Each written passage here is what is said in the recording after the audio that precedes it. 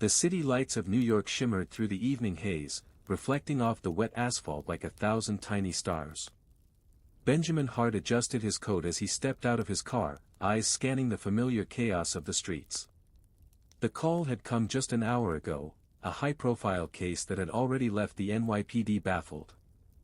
14-year-old Emily Saunders, daughter of Senator Jonathan Saunders, had vanished without a trace.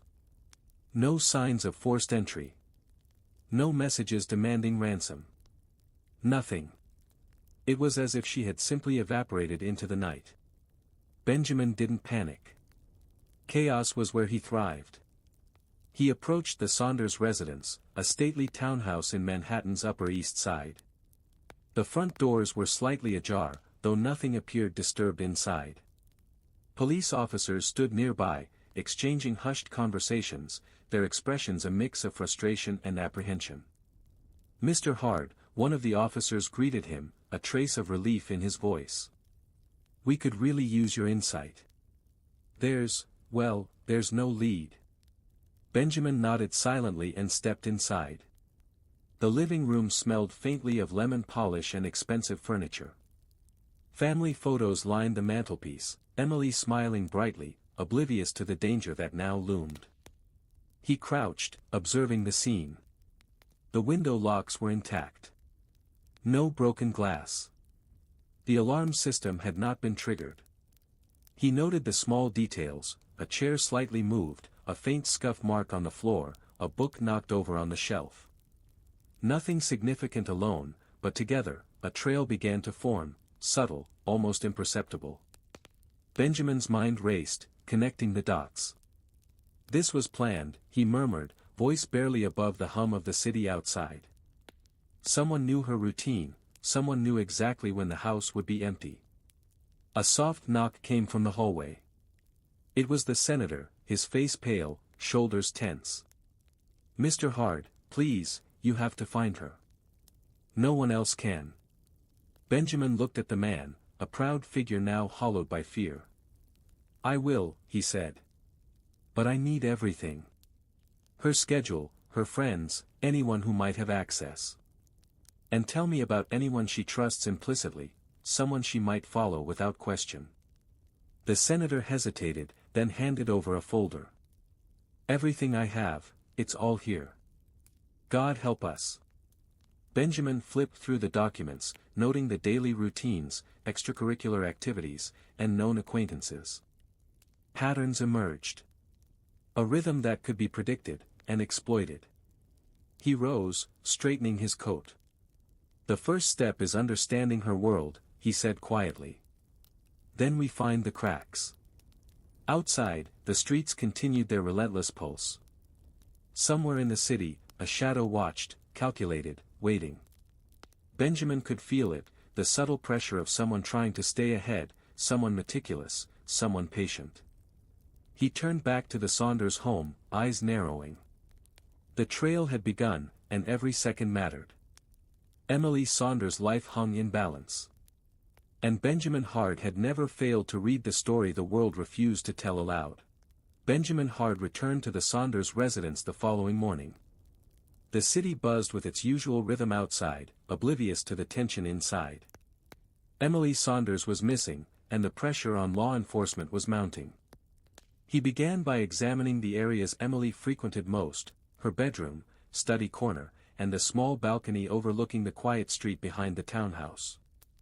Every detail mattered, the slight tilt of a photo frame, the crease in a carpet, a faint smudge of dirt near the balcony door. Benjamin catalogued it all mentally, creating a timeline and visual map in his mind. The first clue came unexpectedly. A pair of Emily's sneakers, neatly placed under her bed, had dust that didn't match the floorboards around them. He knelt, inspecting the soles. Tiny specks of a reddish-brown powder clung to the treads, not soil, but rust. Someone had moved through a metal staircase or fire escape recently. Benjamin's attention shifted to a faint scratch on the balcony latch, shallow, deliberate, not forced. Whoever entered had done so with care. There was planning, precision, and perhaps even training. He then examined the family's daily schedules, interviewing the household staff. Most recalled seeing nothing unusual the night Emily vanished. But a maid mentioned a delivery, a courier who had left a package on the doorstep an hour before the disappearance. The delivery was logged, but the name on the slip didn't match any known company. Benjamin jotted notes in his notebook, connecting pieces. Timing, access, and a false identity, he murmured. The kidnapper knows how to manipulate appearances. Next, he reviewed surveillance footage from nearby cameras. Most were out of range or conveniently obstructed. Yet in one corner, a blurred figure moved along a narrow alley adjacent to the townhouse. The angle was poor, the image grainy, but Benjamin's keen eye noticed the gait, a confident, deliberate stride, almost military in precision. He paused, rubbing his temple. Not random. Calculated. Someone with experience. Later, he met with the senator privately. "We have traces," Benjamin said. "Someone prepared this in advance, knew her habits, knew when she'd be alone. We are not chasing a stranger, we are chasing someone who knows the family intimately, or someone extremely patient and precise." The senator's hands trembled. Could it be someone she knows? Benjamin's gaze was steady. Possibly. Or someone who's been watching for a long time. He left the townhouse and walked the surrounding streets. Every fire escape, alley, and doorway became a potential hiding spot. Each shadow and reflection could conceal the kidnapper. His mind replayed the movements of the figure from the footage, trying to reconstruct the escape route. By evening, Benjamin had pieced together a rough path, from the townhouse balcony, along a secondary alley, and to a nearby underground parking lot. Whoever took Emily had used the city itself as a cover. As the sun set, painting the skyline in orange and violet, Benjamin took a deep breath. The first clues had been found, but the true challenge lay ahead, uncovering the kidnapper's identity before it was too late. In the quiet hum of the city, he could feel it, someone was still watching, calculating, waiting. And Emily Saunders' life depended on him seeing what others overlooked. Benjamin Hard returned to his loft, spreading out the documents, surveillance stills, and notes he had collected. Each detail about Emily Saunders' disappearance was a thread, and he intended to trace every one of them. He started with the family's inner circle. Emily's friends, her teachers, and the household staff, anyone with access or knowledge of her routines. Benjamin knew instinctively that the key to a successful kidnapping was not brute force but trust, manipulation, and timing. First, he interviewed Sarah Mitchell, Emily's best friend. Sarah appeared frightened, clutching her notebook nervously.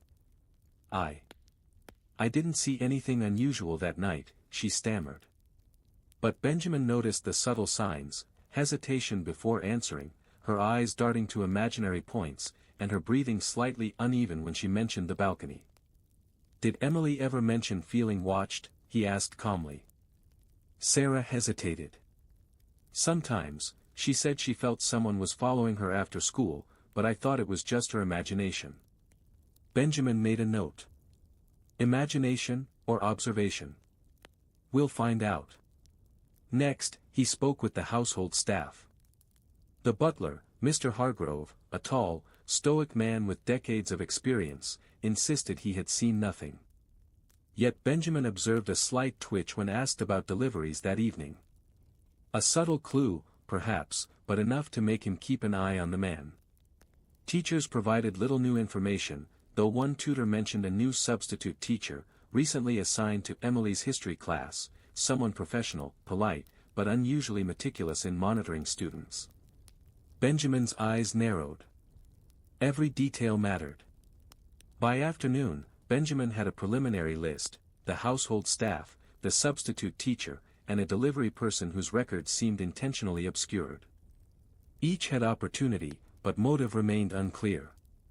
He revisited the security footage, analyzing the gait of the figure who had passed near the townhouse. Comparing it to images of the people in the Saunders circle, he noted subtle similarities in posture and movement. But none matched perfectly. Someone had planned for this, someone who understood the city's camera blind spots and timing. Benjamin leaned back, steepling his fingers. It's not just about who had access. It's about who understood access, who could predict every routine, every blind spot, every lapse in attention. As evening fell, Benjamin received a call from the senator. His voice was tight with worry.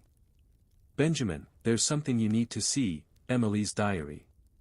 She kept a private journal. I didn't want to tell anyone, but maybe it holds a clue." Benjamin's mind raced. Personal writings often revealed more than any interview or surveillance footage. If Emily had suspected someone, noted a name, or written about unusual events, it could provide the breakthrough he needed. By nightfall, Benjamin sat at his desk, flipping carefully through the diary. Every entry he read painted a portrait of a thoughtful, observant girl. And then he found it, subtle mentions of someone lingering near her school, watching her, asking questions indirectly. The handwriting was neat, precise, but the fear was unmistakable. Benjamin's eyes narrowed. "We are dealing with someone who has studied Emily, her habits, her movements, and her environment. Someone patient, calculating, and not easily found." He closed the diary, making notes in his notebook. The circle of suspects had shrunk, but the most dangerous part remained, predicting the next move of someone who had already outmaneuvered the city. Outside, the city lights shimmered, oblivious to the tension inside. But Benjamin Hard was ready. Every observation, every detail, every human tick brought him closer to finding Emily before it was too late. Benjamin Hard spent the next morning digging deeper into the Saunders family and their associates. The surface was polished: influential senator, well-behaved daughter, trusted staff, but Benjamin knew that in every life carefully curated, secrets festered beneath the veneer. He started with the senator himself. Jonathan Saunders was a man of public composure, but Benjamin detected tension in the subtle twitch of his hand, the slight avoidance of eye contact when discussing Emily's routine. Political figures often had enemies, yet Benjamin considered, who would benefit most from destabilizing this family without leaving a trace. Next, Benjamin interviewed Emily's tutor, Mr. Langford. The man was methodical and precise, traits that Benjamin respected, but his attention to detail had a sharp edge. He noted every pupil's movements, even their minor habits. "I only want to ensure the children excel," Langford insisted. Yet Benjamin observed the extra notebook Langford carried, filled with meticulous observations.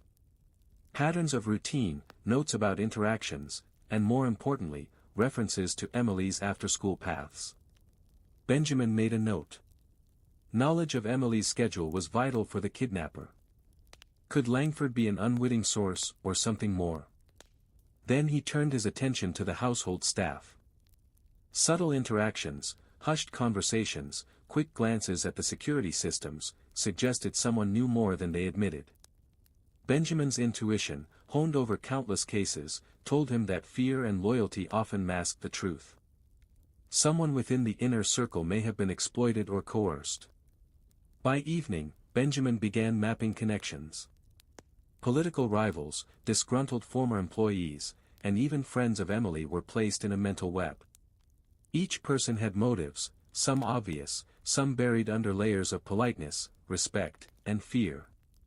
It was during a late-night review of security footage that he noticed a small anomaly: a delivery vehicle parked near the Saunders townhouse at a peculiar hour.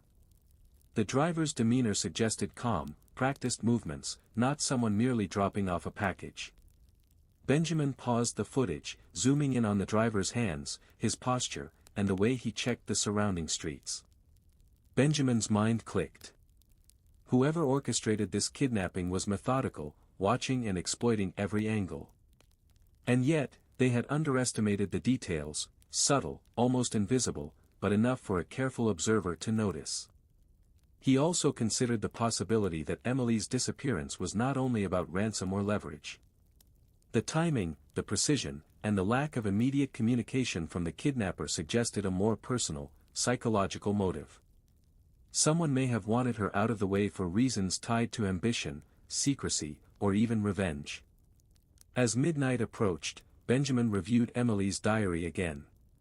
Her notes about people noticing her habits, small interactions that seemed harmless at the time, suddenly appeared significant.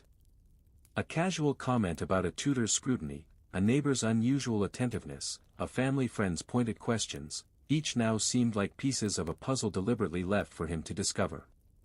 Benjamin leaned back in his chair, rubbing his temples. The kidnapper isn't just random.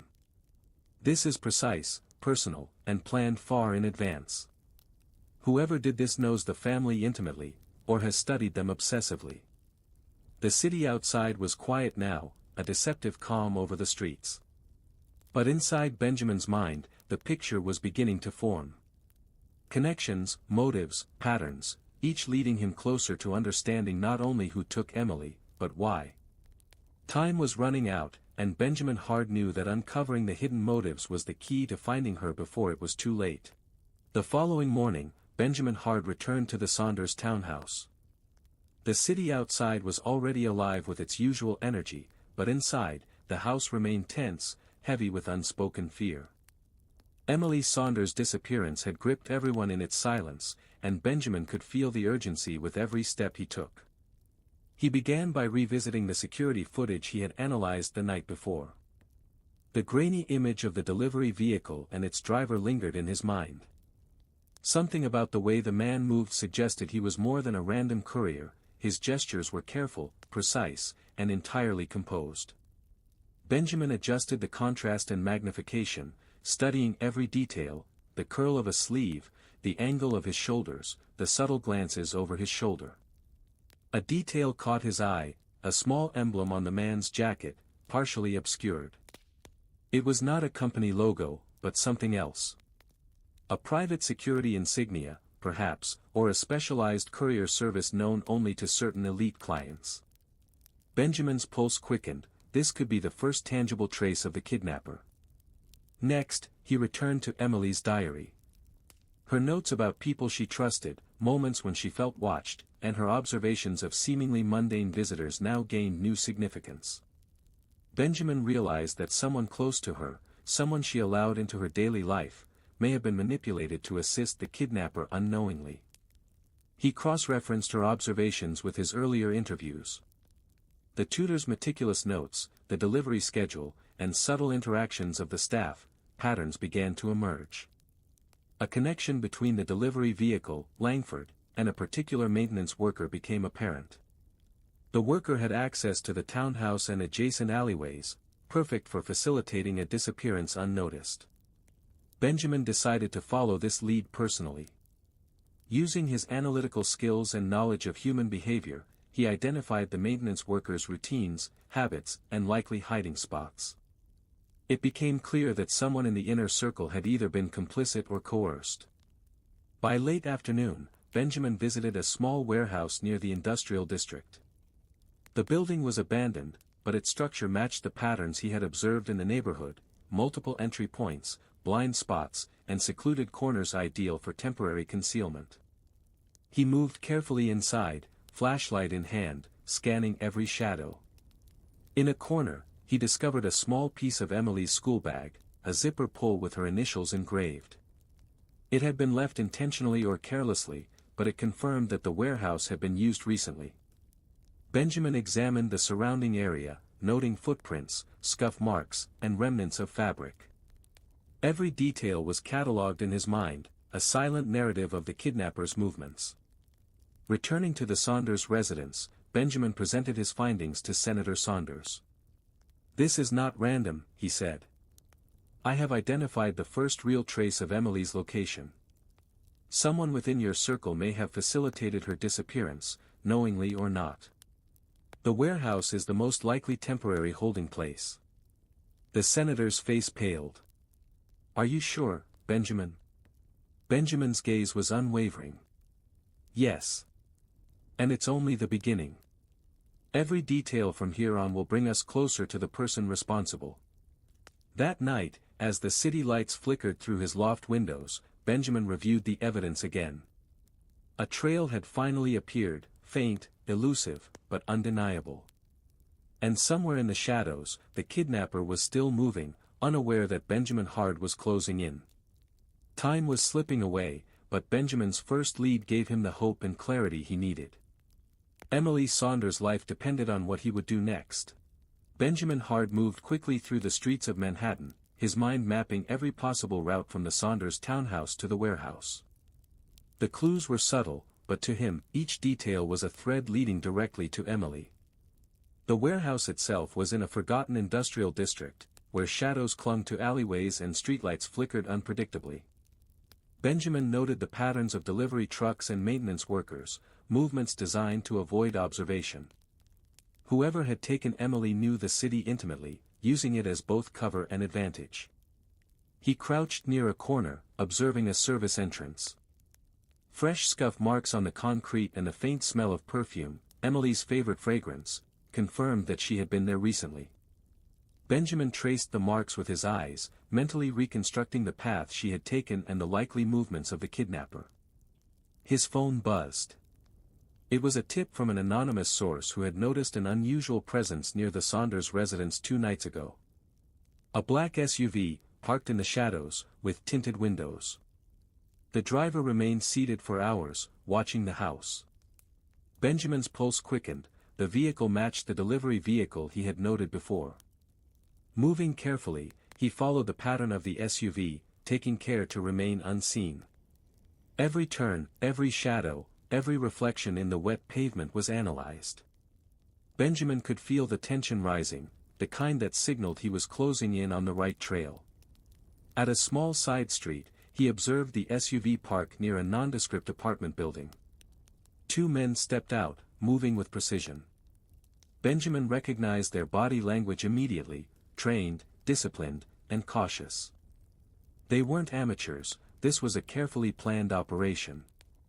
Benjamin watched from a safe distance as the men carried what appeared to be a large duffel bag. His mind raced, calculating distances, escape routes, and possible contingencies. Whoever had Emily was prepared for resistance. He would need a plan, patience, precision, and careful observation. As night fell, Benjamin returned to the Saunders residence to report his findings. "I've identified the kidnapper's movements," he told Senator Saunders. "Emily is being moved in a controlled, calculated manner. Whoever is holding her is not acting randomly, this is highly organized." The senator's hands shook. "Can we get her back safely?" Benjamin's expression was calm, but resolute. "We will. But every second counts. And the closer I get, the more careful I need to be. We're dealing with someone who understands control, timing, and fear." That night, Benjamin sat in his loft, reviewing surveillance footage and photographs. Every detail from the warehouse and the SUV's movements painted a clearer picture. The kidnapper had left a trail, but only someone trained and patient could notice it. Benjamin was that person. He poured himself a cup of green tea, his mind racing through possibilities. Each hypothesis, each calculated move, brought him closer to Emily. But he also knew that the kidnapper would adapt, anticipate, and respond. The game had only begun, and the stakes were higher than ever. In the shadows of the city, Benjamin Hart prepared for the next step. Every observation, every trace, every subtle clue would be crucial. The trail was clear, but danger lingered at every corner. Emily Saunders' life depended on his ability to stay one step ahead. Benjamin Hart had been tracking the movements of the black SUV and the suspicious figures for hours. Every alley, every shadowed corner, every flickering streetlight was part of his mental map. He knew that patience was key, the smallest misstep could endanger Emily. As he approached a dimly lit warehouse district, he noticed activity inside a large, abandoned building. 2 men, the same ones he had observed before, were unloading supplies from the SUV. Benjamin's heart quickened, but he remained calm, blending into the shadows. Every detail mattered, the way they moved, the timing of their steps, the faint sound of a lock clicking open. Benjamin crouched behind a stack of crates, using the darkness as cover. A third figure emerged from the building, holding a small bundle wrapped tightly. He couldn't see the person's face clearly, but the movement was deliberate, precise, almost methodical. Benjamin recognized Emily's small stature in the bundle. He had to act carefully.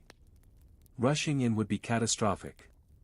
He made a mental note of every exit, every potential path, and every weak point in their security. The kidnapper had overestimated his own control, he had not accounted for someone who could see patterns in human behavior instantly. Benjamin retreated temporarily, keeping the building in sight. Using his phone, he began recording movements, noting the schedule of the kidnappers and the time it took them to move between the SUV and the building. Each observation added another piece to the puzzle. Returning later that night, Benjamin watched as one of the men checked the locks on the building, then left. This left the third figure inside alone, a momentary lapse in vigilance. Benjamin seized the opportunity. Quietly, he approached the building, staying low and moving with practiced precision. Inside, the air was thick with dust and a faint smell of cleaning agents. Benjamin's eyes scanned quickly, noting the layout. Crates, shelving units, and narrow walkways created a maze, perfect for someone wanting to conceal their presence. In the corner, he saw Emily, bound but unharmed, looking up with wide, frightened eyes. "Emily," Benjamin whispered, approaching cautiously. "I'm here to help. Stay calm, don't make a sound." Her eyes widened with recognition and relief. She nodded slightly, swallowing her fear. Benjamin quickly examined the room for threats, noting the positions of crates and potential hiding spots. Every step he took was calculated to avoid alerting the kidnapper. Suddenly, a sound echoed from the rear of the warehouse, one of the men returning sooner than expected. Benjamin's instincts kicked in. He moved Emily to a shadowed corner, crouching beside her, heart steady, mind razor-sharp.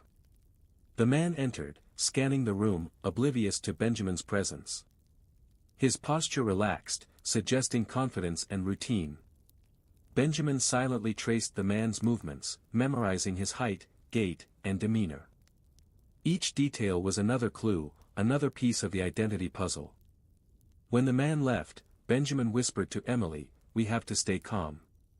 I need you to follow my instructions exactly." She nodded, trembling but attentive. Benjamin led her carefully through the maze of crates and narrow passages, avoiding loose floorboards and squeaky surfaces. Outside, the night was silent. The city's hum in the distance masked their escape. Benjamin kept Emily close, scanning for any signs of pursuit. They reached the street safely, and he handed her over to a trusted officer he had briefed earlier. As she was led away, Benjamin stayed behind for a moment, watching the warehouse. The trace of the kidnappers' movements had revealed more than just their location, it had revealed their discipline, their methodical planning, and most importantly, that someone else was orchestrating the operation from the shadows. Benjamin Hard knew the danger was far from over. The first encounter had provided him with crucial information, but the true mastermind remained unknown. The next step would require careful planning, deduction, and the full measure of his analytical skill. In the quiet streets of Manhattan, Benjamin's mind raced. The pieces of the puzzle were beginning to form a picture, one that would lead him to the person behind Emily Saunders' abduction. Benjamin Hard returned to his loft after ensuring Emily was safe in police custody. The relief was temporary, the mastermind behind her abduction was still at large, and the trail suggested a mind both meticulous and deeply personal in its intent. He spread out all the evidence he had gathered, surveillance footage, photographs of the warehouse, notes from interviews, and Emily's diary entries. Each detail hinted at patterns, habits, and the subtle psychology of the person orchestrating the abduction. Benjamin knew that understanding motive was as critical as finding the kidnapper's physical location. The first insight came from Emily's interactions. Her diary mentioned moments of curiosity and trust, a person who had approached her not with overt threat, but subtly, asking questions, observing routines, and gaining familiarity without alarm. Benjamin deduced that the abductor's motive was personal, not merely financial or political. He analyzed the list of suspects again. The substitute teacher, the household staff, the delivery driver, and even family acquaintances, each had access in some form. But motive narrowed the field. Someone seeking revenge, leverage, or psychological satisfaction. Someone who knew Emily and the Saunders family intimately. Benjamin revisited the senator's public and private history. Political opponents, estranged colleagues, and even distant family members, anyone who had reason to target the Saunders household, became part of his mental web. He cross-referenced every possible connection with the people who had proximity to Emily during the days preceding her disappearance.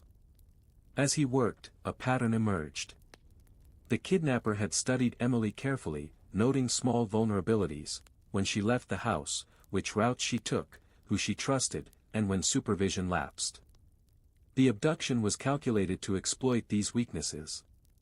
Benjamin realized this person's intent was not immediate harm but control, a demonstration of power and influence over both Emily and the Saunders family. He also considered the psychological aspect. The kidnappers had left subtle messages, minor clues meant to instill fear, but not enough to provide rescue. The game was as much about testing human behavior as it was about the physical act of abduction. Benjamin knew that understanding this would give him an advantage. The mind behind the crime had left patterns for a reason, revealing personality and intention. By late evening, Benjamin had pieced together a clearer profile.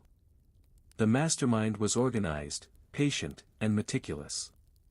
They had access, observation skills, and intimate knowledge of the Saunders family. They were not acting randomly. This was a long-planned act of manipulation and psychological control.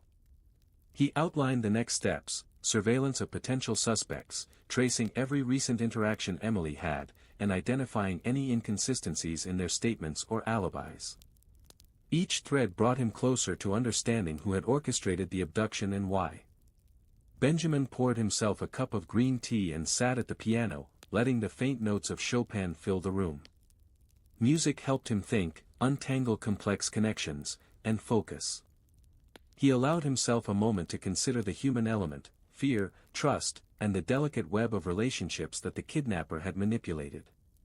In the quiet of the loft, Benjamin Hart smiled faintly. The trail was no longer invisible, the pieces were aligning. The mastermind's motives, long hidden beneath layers of strategy and control, were beginning to emerge. And once understood, they could be exploited. The game was nearing its climax. The abductor would soon face the precision, intelligence, and relentless pursuit of Benjamin Hart, a man who never overlooked a single detail. Benjamin Hart had finally identified the likely mastermind behind Emily Saunders' abduction. The evidence was compelling: subtle clues in Emily's diary, inconsistencies in the household staff's statements, and the patterns of surveillance footage all pointed to someone calculating, patient, and dangerously intelligent. He approached the warehouse one last time, moving cautiously through the shadowed streets of the industrial district. Every step was deliberate, every sound analyzed. He knew the kidnapper would expect the predictable, but Benjamin's mind worked differently. He anticipated, predicted, and adapted. Inside the building, the atmosphere was tense. The familiar maze of crates and narrow walkways loomed like a labyrinth, concealing danger at every turn. Benjamin advanced silently, eyes sharp, ears tuned for the slightest hint of movement. Then he saw her, Emily, restrained but unharmed, in a corner of the room. Relief washed over him briefly, but he stayed focused. The mastermind was near, orchestrating every movement, every precaution. Benjamin had to act carefully. One false move could jeopardize the rescue. A shadow shifted across the far end of the room. The kidnapper appeared, a figure familiar, someone within the Saunders extended circle. Recognition flashed in Benjamin's mind: a trusted family associate, a man whose knowledge of routines and access had been exploited to orchestrate the disappearance. "You've been watching," Benjamin said calmly, stepping forward. His voice carried authority, but also a subtle warning. The man's eyes widened, and then narrowed. "So, you figured it out," he replied evenly. "Clever, hard. But understanding the plan is not the same as stopping it." Benjamin studied him, noting posture, micro-expressions, and the slightest shifts in weight. He understood the man's confidence. It was rooted in experience, planning, and belief in control. But Benjamin also knew that control was fragile when faced with someone who could anticipate every move. "You made a mistake," Benjamin said, voice low and measured. "You underestimated observation, intuition, and timing. Every detail you left behind, every pattern, led me here. And now, Emily goes home safely." The kidnapper's gaze flicked to Emily, then back to Benjamin.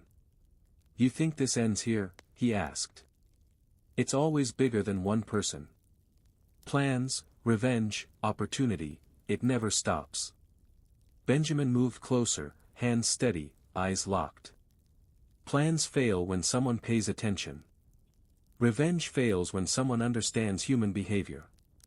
You misjudged the one person who reads people, patterns, and motives, me." A tense silence filled the room. Benjamin noted the man's breathing, the subtle shift in his stance. The psychological game had begun. Every word, every glance, every step mattered. He could feel the man calculating, weighing options, but the element of surprise was now Benjamin's ally. Quickly, he moved Emily further into the shadows, ensuring her safety, while signaling to the officers he had coordinated earlier. The kidnapper realized too late that escape routes had been blocked, every avenue accounted for. "You're finished," Benjamin said firmly. "It's over." The man's shoulders tensed, then relaxed in resignation. Benjamin maintained control, his calm authority unshakable. Within moments, police officers secured the room, taking the kidnapper into custody. Benjamin stepped back, allowing Emily to finally move freely. She ran to her father, who enveloped her in a protective embrace. Relief, gratitude, and fear intermingled on his face. Benjamin watched quietly, satisfied but focused. The mastermind was caught, but the consequences of their actions, the psychological impact, and the lessons left behind would resonate far longer. In the shadows of the warehouse, Benjamin Hard reflected briefly. Meticulous planning, intelligence, and patience could achieve much, but not against someone who could read the world with precision. Emily was safe, the kidnapper apprehended, and the case, for now, resolved. The city had returned to its usual rhythm, yet for Benjamin Hard, the echoes of the past days remained vivid. Emily Saunders was safe, the kidnapper apprehended, and the Saunders family slowly exhaling in relief. But Benjamin knew that resolution in such cases was never merely about rescue, it was about understanding, reflection, and ensuring that lessons were learned. He returned to his loft, the familiar comfort of books, green tea, and soft classical music surrounding him. Benjamin sat at his desk, reviewing the case one final time. Every observation, every deduction, every subtle clue had led him to this point. The meticulous planning of the kidnapper had been impressive, yet ultimately insufficient against a mind trained to see patterns, anticipate human behavior, and exploit the smallest inconsistencies. The Saunders family had faced unimaginable fear, and the psychological impact would linger. Benjamin noted their reactions, their gratitude, and the cautious hope in their eyes. Senator Jonathan Saunders had regained a measure of peace, but Benjamin knew that trust, once fractured, required careful rebuilding. Emily, brave beyond her years, had shown remarkable composure under stress. Benjamin reflected on her resilience, her sharp observations noted in her diary, and the subtle instincts that had likely aided him in his pursuit. She had been more than a passive victim, she had been part of the puzzle, unwittingly guiding him through her habits and insights. The kidnapper, now in custody, would face justice. Yet Benjamin also considered the deeper motivations, personal vendettas, long-held grudges, and the dangerous intersection of trust and opportunity. Understanding motive had been key, it had allowed him to anticipate actions, reconstruct behavior, and ultimately prevent tragedy. Benjamin poured himself a cup of green tea, letting the warmth settle his thoughts. He reflected on the delicate balance of observation, patience, and intuition that each case demanded. Each detail mattered, each human nuance was a piece of the story, and each shadow could conceal truth or deception. The city outside continued its restless hum. Manhattan, with its ceaseless energy, remained oblivious to the small victories and near tragedies hidden within its streets. Benjamin looked out at the skyline, thinking of Emily and the Saunders family, hoping that life could resume some semblance of normalcy. He retrieved a small token from his coat pocket, a fragment of Emily's school bag, the zipper pull he had found in the warehouse. A quiet reminder of the case, a small trophy of observation, deduction, and persistence. Benjamin Hart allowed himself a rare smile. Another life had been saved, another puzzle solved. Yet he knew the city never rested, and there would always be another case, another mystery demanding his skill, insight, and unwavering focus. As the night deepened and the city lights flickered against the dark river, Benjamin sat at his piano. The soft notes of Chopin filled the loft, a meditation on chaos, control, and the human mind. In the quiet, he reflected, for every darkness, there was a solution, and for every shadow, someone vigilant enough to find it. Emily Saunders was safe. The kidnapper would face the law. And Benjamin Hart, as always, remained ready for the next story hidden in the city's pulse, the next human drama waiting for his attention. The case was closed. The city moved on. But for Benjamin, every detail, every observation, and every thread of human behavior remained, ready for the next challenge, the next pursuit of justice, and the next story that would unfold in the shadows.